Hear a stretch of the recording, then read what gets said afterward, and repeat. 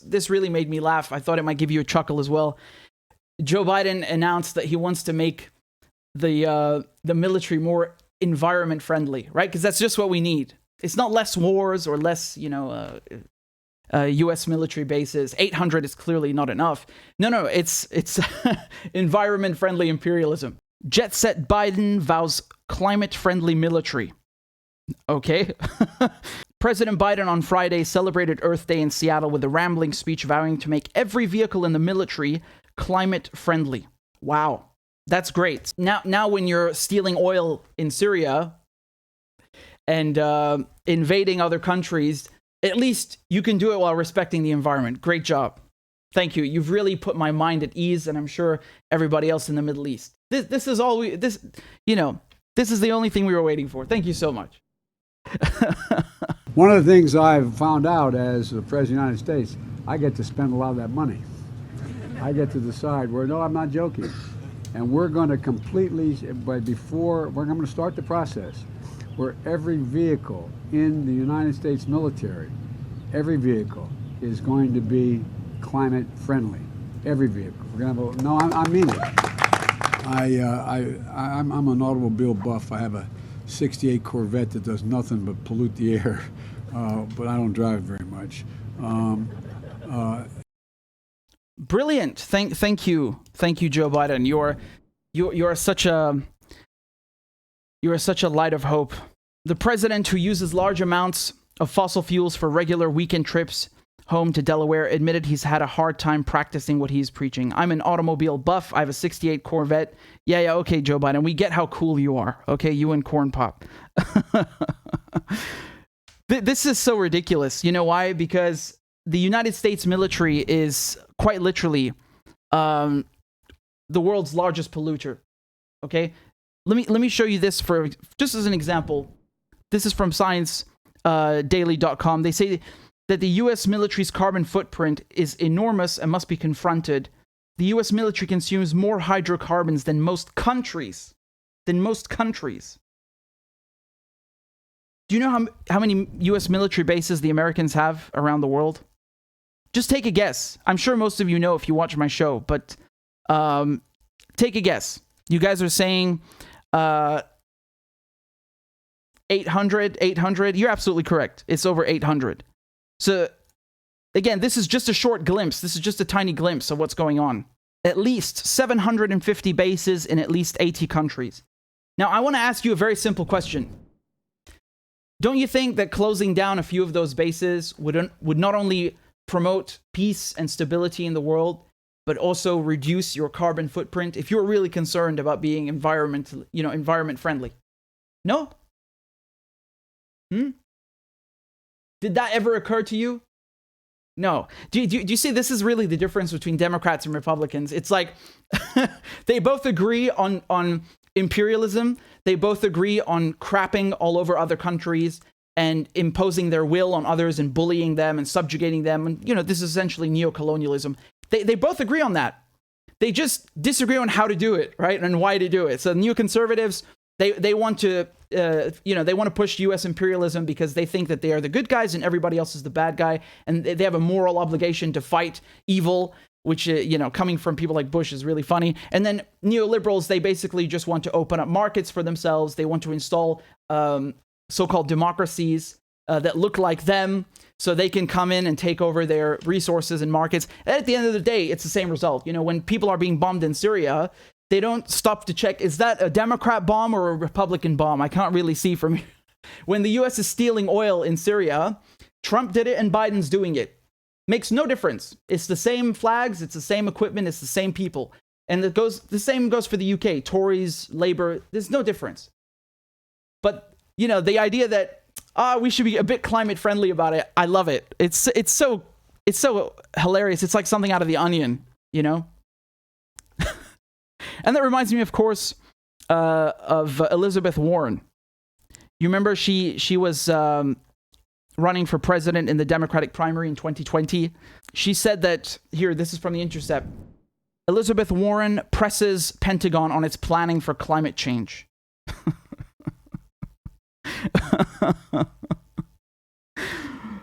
Oh, man.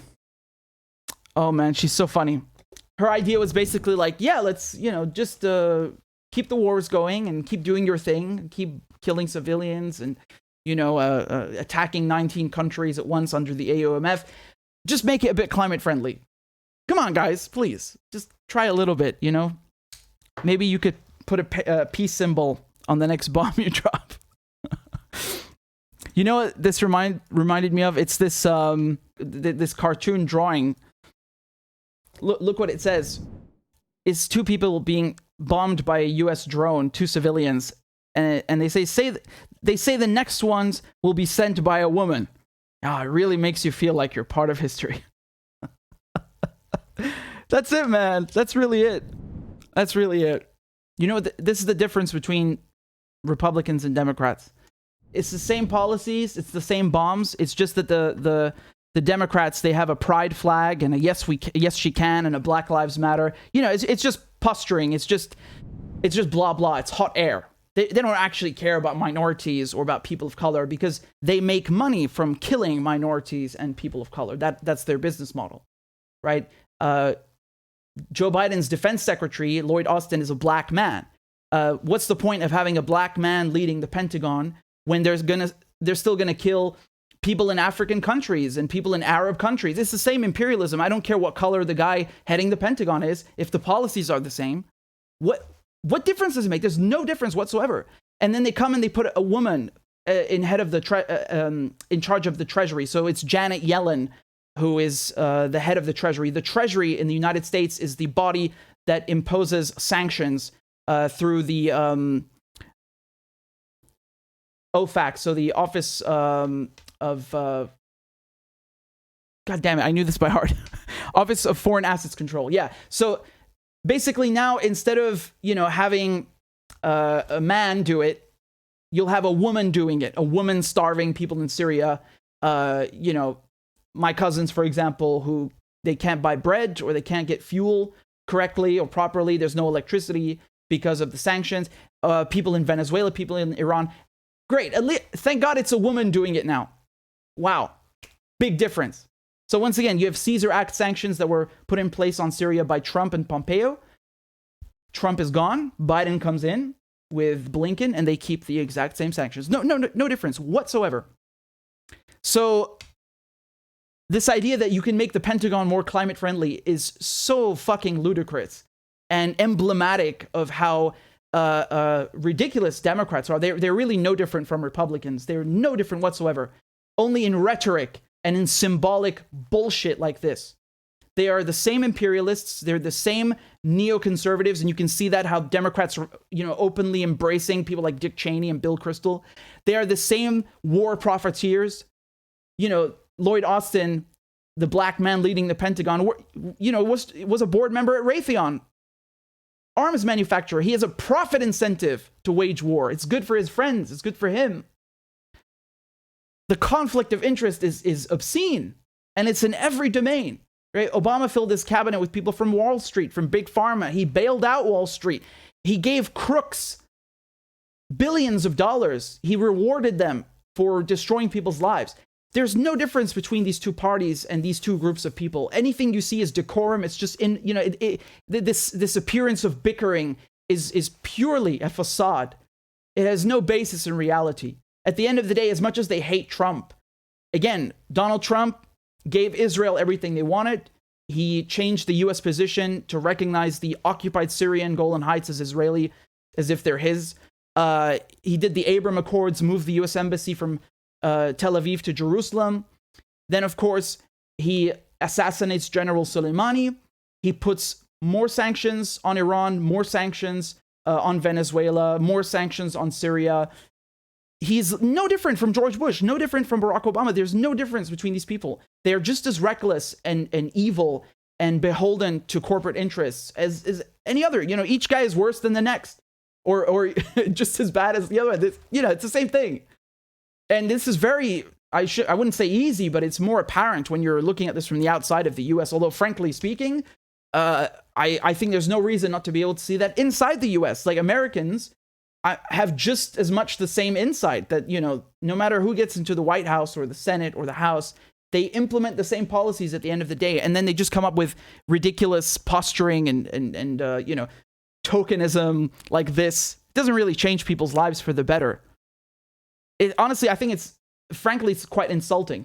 And this is why, you know what the Syrian president said 2 years ago, Bashar al-Assad? He said that he prefers Trump over other American presidents not because he's better, but because he's more honest in his intention, right? And it's so funny because the American media looked at that and they said, "Oh, you see, Bashar al-Assad is endorsing Donald Trump."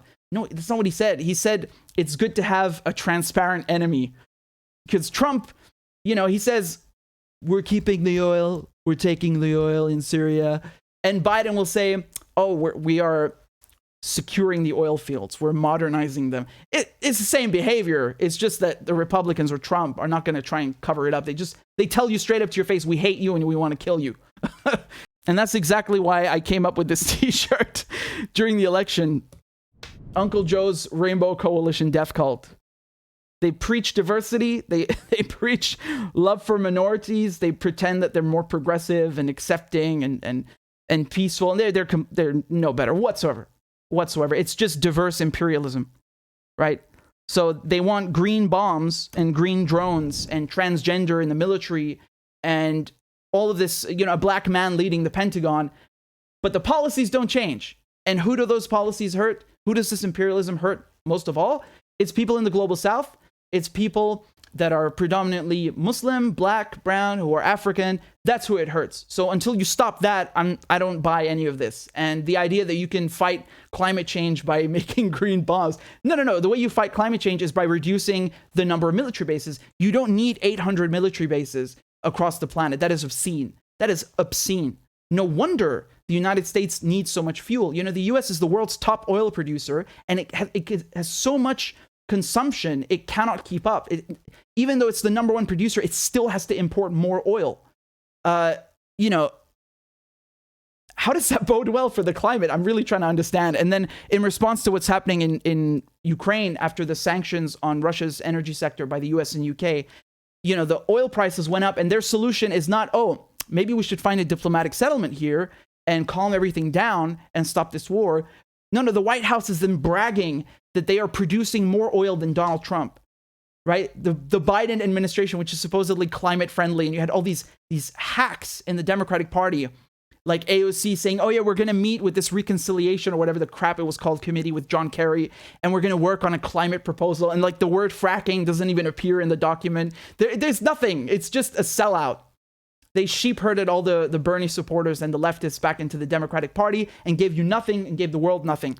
And this cheap acting and tokenism, I don't buy it 1 second. I don't buy it 1 second, man. They're really funny.